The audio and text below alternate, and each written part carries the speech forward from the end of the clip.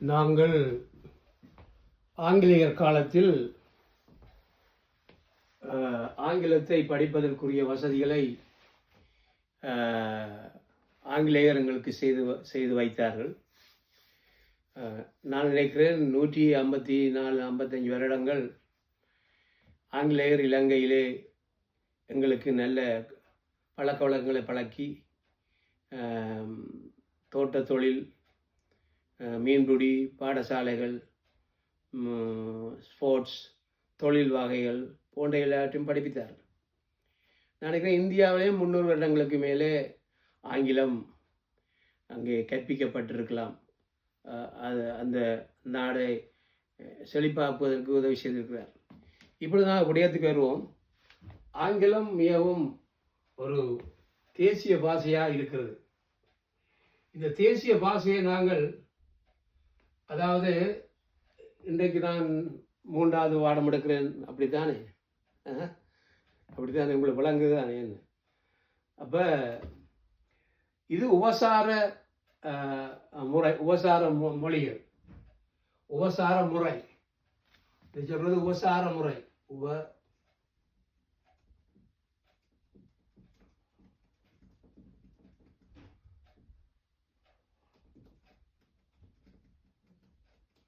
உபசார முறை. உபசார முறை என்று சொல்லும் பொழுது நாங்கள் மக்களை, அதாவது ஒரு பழக்க வழக்கங்களை மக்கள் மத்தியிலே என்ன உபசாரம், ஒரு அன்பாக நாங்கள் நடத்துவது. பேச்சிலே பேசும் பொழுது அன்பாக. இப்போ யூன்னு சொல்லும் பொழுது நாங்கள் தமிழில் நீங்கள் ரெண்டெல்லாம் சொல்லுவோம். ஆனால் ஆங்கிலத்தில் தகப்பனை சொன்னாலும் யூ தான், தாயை சொன்னாலும் யூ தான், மனைவியை சொன்னாலும் யூ தான், ஆசிரியை சொன்னாலும் யூ தான். யாரை நாங்கள் கதைக்கிறோமோ யூன்னு தான் சொல்லணும். அதுக்கு யூன்னு சொல்வது ஆங்கிலத்தில் அது அப்படியே வந்து விட்டது. அதைத்தான் நாங்கள் யூவை நாங்கள் பார்ப்போம். இந்த யூ என்று சொல்லும் பொழுது அதிகமாக தகப்பனையோ தாயோ யாரையோ நாங்கள் யூ என்று அழைக்கலாம். அப்போ நாங்கள் ஒரு காரியத்தை பெறும் பொழுது, நாங்கள் அவர்களோடு பேசும் பொழுது ப்ளீஸ் என்றதை நாங்கள் உச்சரிக்கணும். ப்ளீஸ், அதாவது ஏதாவது நீட்ஸ் இருந்தால், ஏதாவது நீட்ஸ், ஏதாவது நீட்ஸ் இருந்தால் நாங்கள் ப்ளீஸ் என்று தான் கேட்குறோம். என்ன என்றால் நாங்கள் கேட்போம், என்னடா கிவ் மீ யுவர் பென் என்று கேட்குறோம். கிவ் மீ யுவர் பென் என்று சொல்வது சரி. ஆனால் அதுக்குள்ளே சில வசனங்கள் அமைக்கணும். என்னென்றால் may I have your pen, may I have your pen.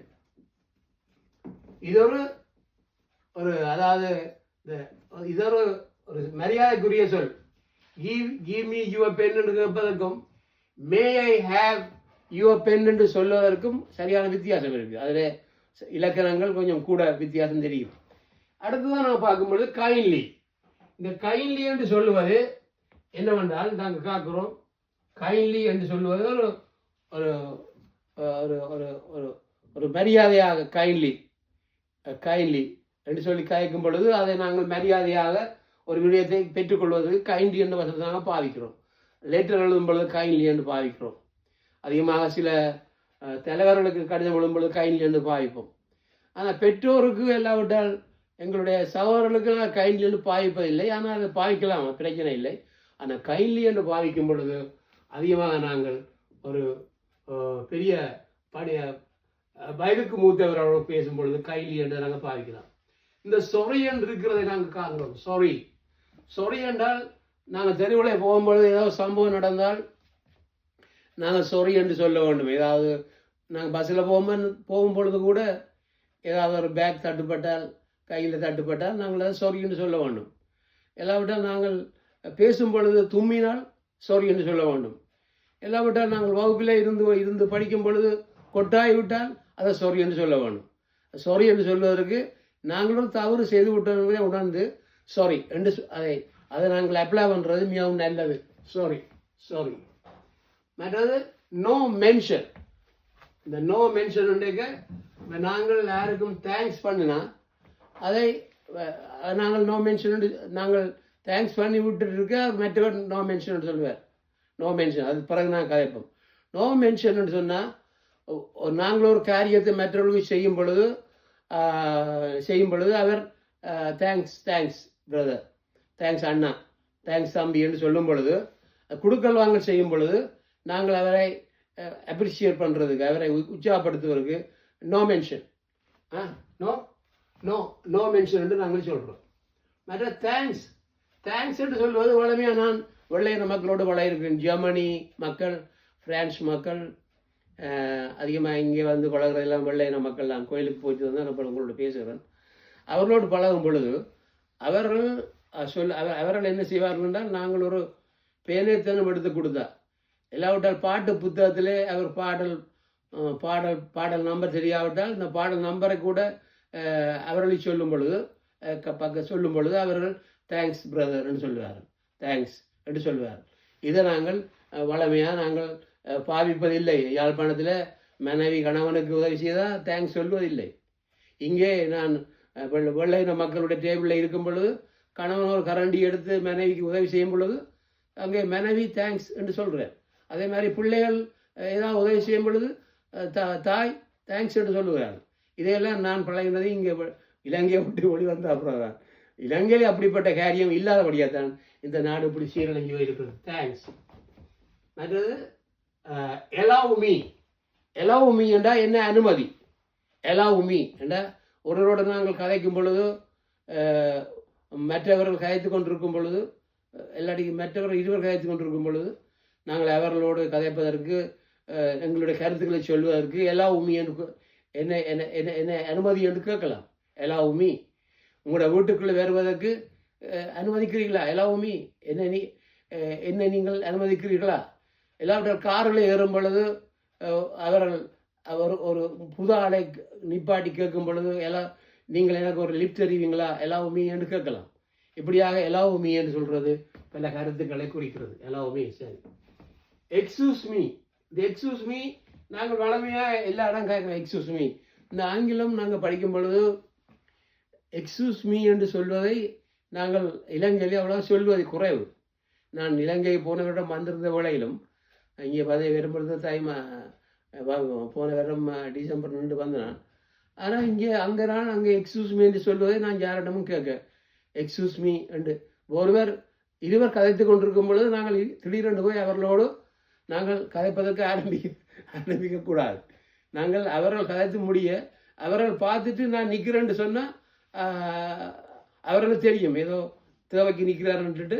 அப்போ இடையில எக்ஸ்கூஸ் மீன்னு சொல்லலாம். எக்ஸ்கூஸ் மீன்னா அவருக்கு அவங்களோட கதையை நிப்பாட்டிட்டு எங்களோட கதைக்கலாம். அதனால் ஒரு பாடசாலையில் ஒரு அதிபரை சந்திக்க போகும் பொழுது நாங்கள் கதைக்குள்ளே நின்றால் எக்ஸ்கூஸ் மீ சார் என்று சொல்லலாம். உடவோ யூ கேன் கம் இன் என்று சொல்லுவார். அதனால் இந்த எக்ஸ்கூஸ் மீ என்று சொல்வதற்கு பல இடங்களில் நாங்கள் எங்களுடைய கருத்துக்களை, எங்களுடைய தாழ்மையை குறிக்குது எக்ஸ்கூஸ் மீ. சரி. இட்ஸ் மே ப்ளஷர்ன்னு சொன்னால் எங்களுக்கு ஒரு பெரிய உதவியை ஒருவர் செய்தார். இப்போ உதவியில் பெறுவார்கள், ஆனால் உதவியை பெற்றால் மறந்து போய்விடுவார்கள்.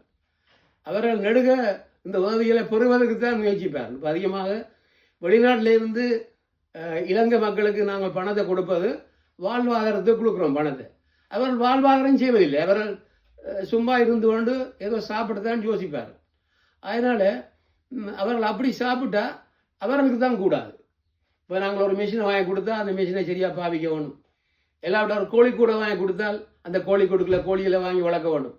எல்லாவிட்டால் நாங்கள் ஒரு $10,000 ரூபாய் அனுப்பினால் பக்கத்தில் உள்ள காணியை கேட்டு வாங்கி அதை கொத்தி கத்திரி கட்டணும் மிளகாய் எல்லாம் நாங்கள் வைக்கலாம்.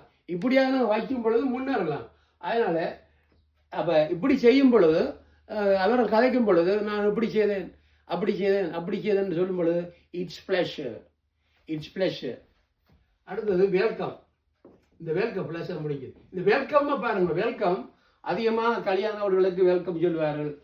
மற்றது சந்தோஷமான இடங்களில் வெல்கம் சொல்லுவார்கள். ரெஸ்டாரண்ட்டு போனால் வெல்கம் சொல்லுவார்கள். அதாவது நல்ல சந்தோஷமான இடங்களில் வெல்கம் சொல்லுவார்கள். ஆனால் நீங்கள் ஃபியூனரல் சர்வீஸுக்கு போகும் பொழுது வெல்கம் சொல்வது நாங்கள் கேட்க முடியாது. ஐ am sorry. I am sorry என்று தான் சொல்லணும் அவர்களுக்கு. நாங்கள் ஐ ஆம் சாரி. வெல்கம் என்ன சொல்லப்படுவதில்லை. சந்தோஷமாக இருக்கிற வழியிலே சந்தோஷமாக இருக்க வேண்டும், துக்கமாக இருக்க வழியிலே துக்கமாக இருக்க வேண்டும். சந்தோஷமாக இருக்கிற சந்தோஷமாக இருக்கலாம், டான்ஸ் ஆடலாம். ஆனால் துக்கமாக இருக்கல நாங்கள் என்ன செய்யணும், இப்போ சந்திக்கும் பொழுது நாங்கள் சந்தி ஐ ஆம் சாரி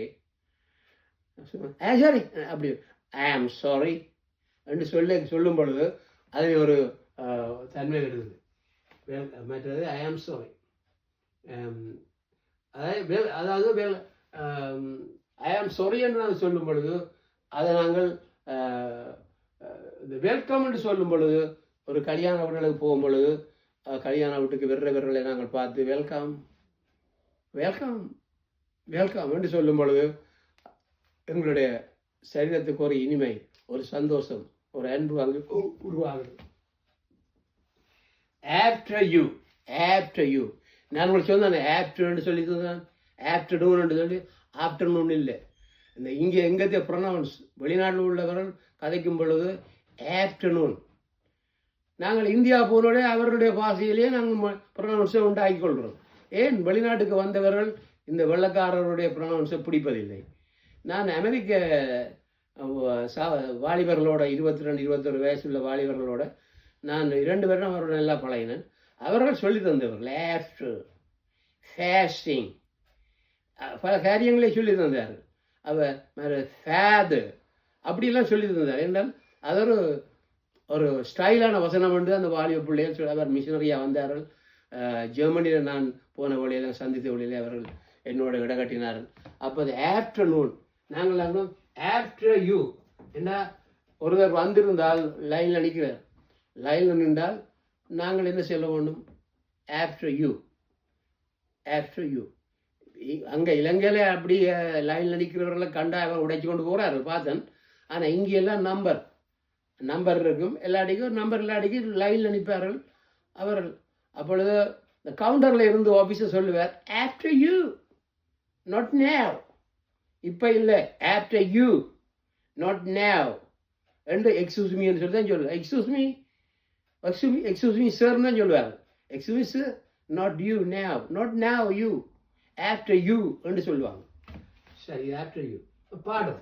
பாடம் என்று சொல்லும் பொழுது மன்னிப்பு கேட்குற மாதிரி. என்ன இப்போ நாங்கள் ஒரு சம்பவத்தில் ஒரு வழியில் போகும் பொழுது ஒரு சம்பவம் நடந்துட்டுது. அப்போ நாங்கள் உடனே செய்யணும் பாடம். எல்லாரோட பாடசாலையில் நாங்கள் இருக்கும் பொழுது கொஞ்சம் குழப்பமாக கதைச்சிட்டோம்டா டீச்சர் பாடவன் டீச்சர், பாடவன் சார் என்று சொல்லுவோம், பாடவன் மேடம் என்று சொல்லுவோம்.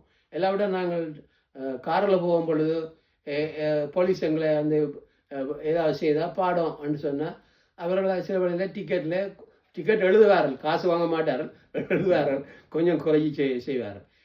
இனி நான் உங்களோட பேசுவது இனி இன்னொரு நாளைக்கு நான் பேசுகிறேன். இதுதான் என்னடா உபசார மொழி. இதை சொல்கிறது என்னென்னா உபசார மொழிகள், உபசார முறை அப்படியே பாருங்க, உபசாரம். அடுத்த முறை நான் உங்களை சந்திக்கும் பொழுது நான் உங்களோட பேசுவேன் தொடர்ந்து.